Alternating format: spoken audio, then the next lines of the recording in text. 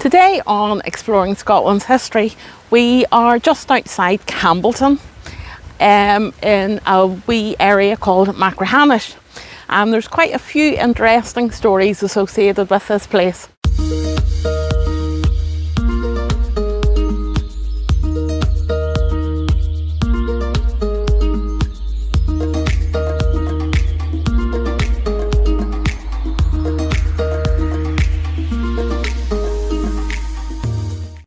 This is Machrihanish water. It's actually the remains of the Machrihanish to Campbeltown Canal.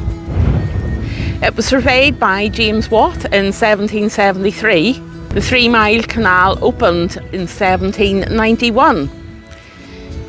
It had fallen into disrepair by 1856 and it's all pretty grown over and actually quite shallow now.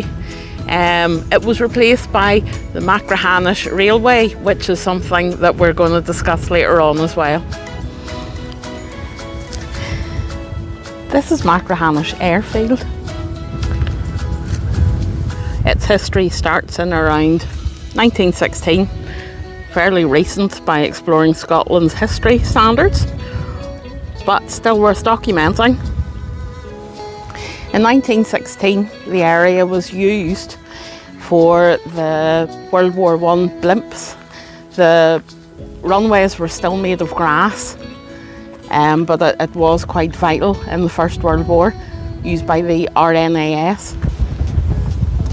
Between 1940 and 1942, nearly every aircraft came through Machrihanish. It was the 3rd busiest air station in the UK during the Second World War. The end of the war saw the disbandment of the last squadron, and eventually the airfield fell into disrepair, and it was just really care and maintenance that the RNAS were responsible for. In 1951, during the Korean War, the site was reactivated. Squadrons used the area as training facilities before embarking on the HMS Indomitable in May 1952. By 1953, the airfield was abandoned again, only to be used again in 1960 to 62. There was major construction due to the Cold War, including a 10,000-foot runway, which remains one of the longest in Europe today. It was in regular use by the Vulcan bomber force. Interesting, it's also certified to accept NASA space shuttle if it has to make an emergency landing in Europe. In 1968, the US Navy established the Naval Aviation Weapons Facility here. Although it's designed and built to hold nuclear weapons, there are no reports of such weapons being offloaded here.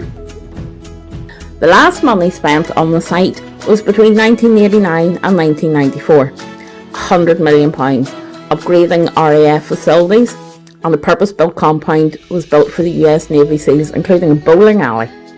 The strategic importance has diminished after the Cold War, and there was a community buyout in 2012 for £1 from the MOD.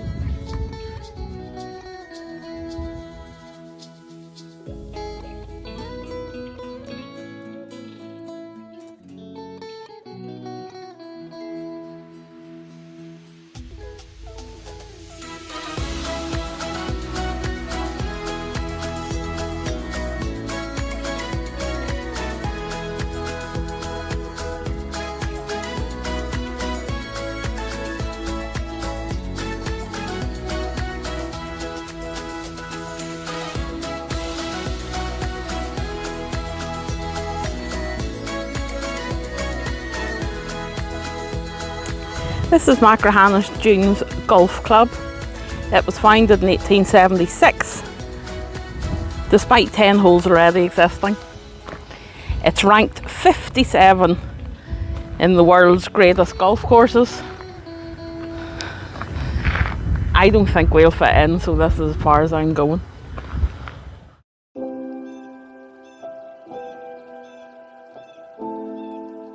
We're here in Kilkivan.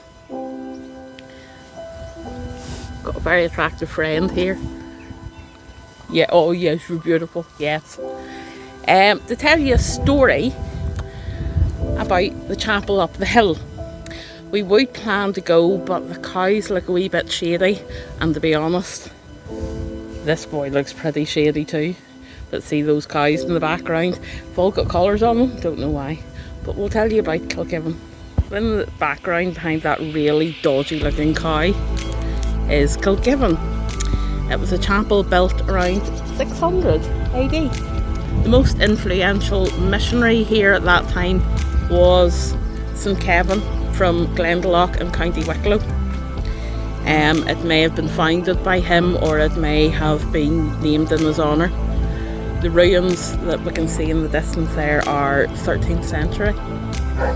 What's interesting about the chapel is this is where the Campbeltown Market Cross originally stood before it got moved into Campbeltown. As you can hear, the dogs are having issues because I'm friendly with the horses. Oh well.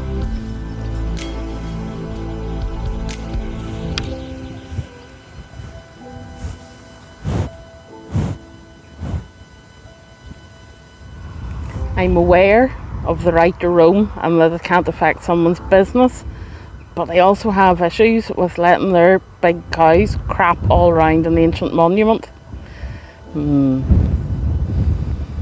It would have been nice to access the church, since there is a fantastic headstone with a ship with its sails furled and a poem on it that says, "My warfare's o'er, the bark is moored, and here in hope I lie, till Christ command me to set sail and meet him in the sky."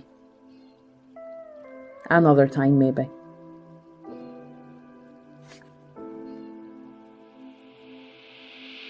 The other thing that this area is known for is the Machrihanish to Campbeltown Railway, which originally left from here, Kilkivan. It was a narrow gauge railway, just over 2 feet wide, and it carried coal. And it carried coal to Campbeltown, out to the pier, to fire, fuel, all the whisky distilleries that there were in Campbeltown at the time.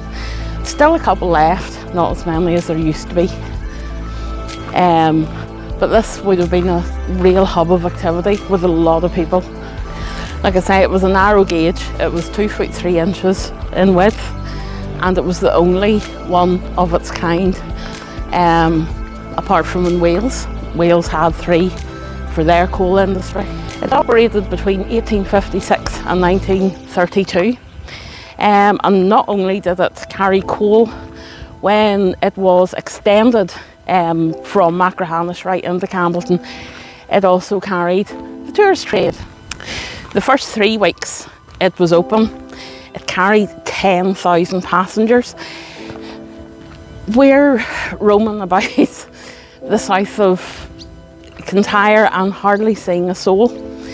And this place must have been so heavily populated to be able to house folk in boarding houses and guest houses and hotels. The industry, it must have been thriving here. After the First World War, the line did start losing profitability, mainly because there was motorised buses and the tourists were finding that a much more comfortable ride. 1932 saw the end of the Machrihanish to Campbeltown rail service, and by 1934 the last rolling stock was being scrapped. It's unfortunate. I wouldn't mind a wee swing through here on the nice narrow gauge railway. It is stunning, stunning countryside, very pastoral and very, very heavily farmed. We have cattle and we keep them in fields, and we're very serious about it, unlike further up our way where everything seems to roam free and hope for the best. So that was the Machrihanish area around Campbeltown. If you would like to like and subscribe and hit the little bell icon, it'll let you know when we're out on another adventure. Feel free to join me on Instagram and also Facebook, Exploring Scotland's History. Thank you for watching.